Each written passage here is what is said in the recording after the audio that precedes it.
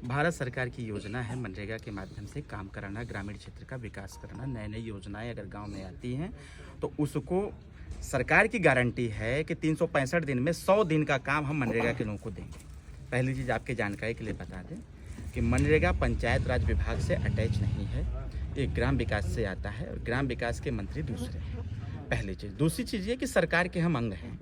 माननीय मंत्री श्री ओम प्रकाश राजभर जी हैं तो सरकार में हैं, सरकार के व्यक्ति हैं, तो उनका ध्यान जरूर इस पे होना चाहिए। मैं पिछली बार आया था एक कार्यक्रम में, आपसे मुलाकात भी हुई थी, आपने यह प्रश्न उस दिन भी पूछा था। बिल्कुल सही और आज फिर पूछ रहे हैं तो मैं फिर कहना चाहूँगा आपसे, उस दिन भी मैंने कहा था और आज भी कह रहा हूँ, इस प्रकार के प्रकरण अगर आते हैं तो जैसा आपने कहा भ्रष्टाचार को लेकर के, जिस प्रकार से आपने कहा अधिकारियों को लेकर के, मैं तो आग्रह करूँगा कि ऐसे जहाँ जहाँ ऐसे मामले हो रहे हैं इस पे हम लोगों को अवगत कराया जाए। मैं उस दिन भी मांगा था और आज भी मांग रहा हूँ, अवगत कराया जाए।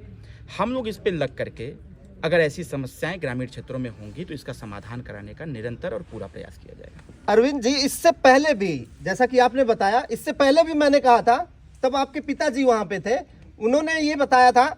लेकिन आप जैसा कि कह रहे हैं, मैं ऑन कैमरा ही आज आपसे कहना चाहूंगा कि जैसे आप ये बता रहे हैं कि आपको अवगत कराया जाए, जो भी सरल माध्यम हो आपके द्वारा कि ताकि तुरंत आपके पास वो चीजें पहुंच जाए, आप ऑन कैमरा बता दीजिए। मैं ही नहीं, सारी पब्लिक आपकी वो देखे कि अगर अरविंद के पास में ये चीजें पहुंच जा रही हैं तो शायद हमारा वहां पे भला हो सकता है। आप एक नंबर नोट कर लीजिए, बता दीजिए। 7301234576।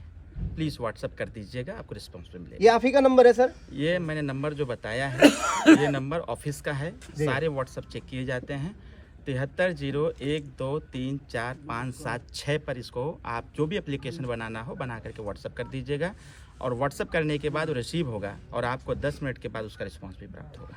ये शायद पहले पूरे प्रदेश में ये शायद पहली बार होगा कि कोई मंत्री ऐसे ऑन कैमरा आके अपना व्हाट्सएप नंबर दे दिया हो और बताया हो कि अगर भ्रष्टाचार हो रहा है तो उस पे कार्रवाई 10 मिनट के अंदर होगी।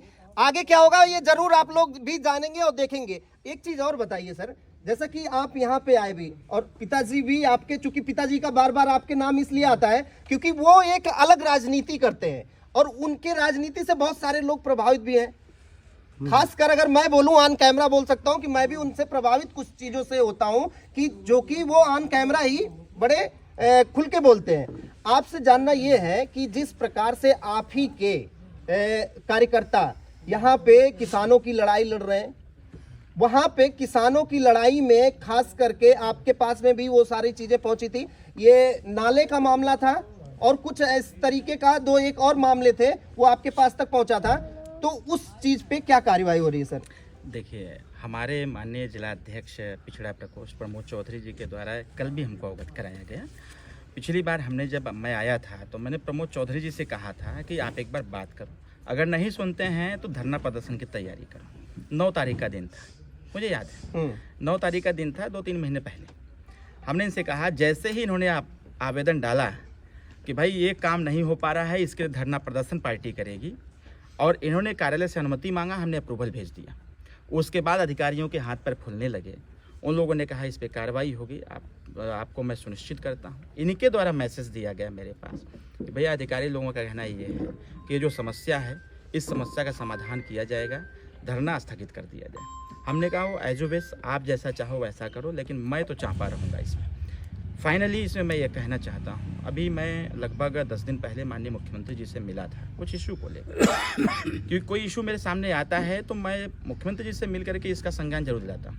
बिना पूछे ही कल हमने अपने जिलाध्यक्ष को अवगत कराया कि मैं अभी विगत 1 हफ्ता पहले 10 दिन पहले मैं मुख्यमंत्री जी से मिला था। आपका जो मांग था वो नाले वाला, नहर वाला, उस पर भी हमने बात किया है सर से, और इनकी एक और एक्स्ट्रा मांग थी कृषि विश्वविद्यालय को लेकर के, वह भी हमने इनको कल अवगत कराया कि मेरे दोनों इशू पर बात हुई है। उन्होंने यह कहा है कि इस पे जो पत्रावली प्रेषित की गई है उस पत्रावली को एक बार हमारे पास प्रेषित कर दीजिए। वह पत्रावली हमने ऑफिस बोल दिया है खोजने के लिए, क्योंकि लंबा समय बीत गया था, वो खोज के रखे भी हुए हैं।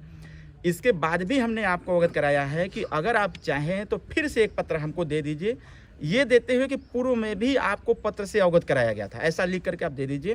मैं पर्सनली लेकर के मुख्यमंत्री जी से मिलूंगा और मिल करके आवश्यकता पड़ जाएगी तो मैं वहाँ जिन भी अधिकारी को वो लगाएंगे इस काम के लिए, मैं प्रमोद जी को उससे बात भी करा दूंगा।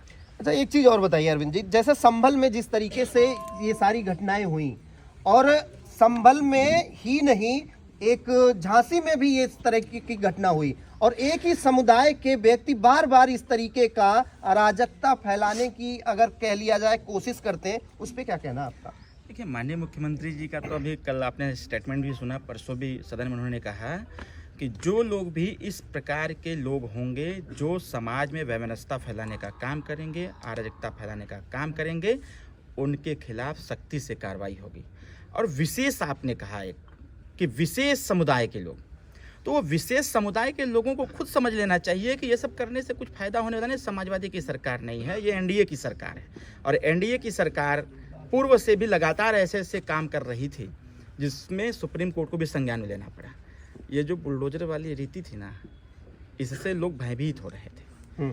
लेकिन माननीय मुख्यमंत्री जी कहना यह है कि ऐसे जो लोग भी विशेष समुदाय के लोग अगर इस प्रकार का कृत्य करते हैं तो उनसे सरकार सख्ती से निपटेगी, और उनको यह भी बताएगी कि यह उत्तर प्रदेश है और उत्तर प्रदेश में एनडीए की सरकार है, समाजवादी की सरकार नहीं है। क्योंकि समाजवादी की सरकार हमेशा से आतंकवाद को बढ़ावा दिया है, भ्रष्टाचार को बढ़ावा दिया है, गुंडई को बढ़ावा दिया है, लुटेरों को आगे बढ़ाने का काम किया है, तमाम तरह के अराजकता फैलाने वाले लोगों को बढ़ावा दिया है।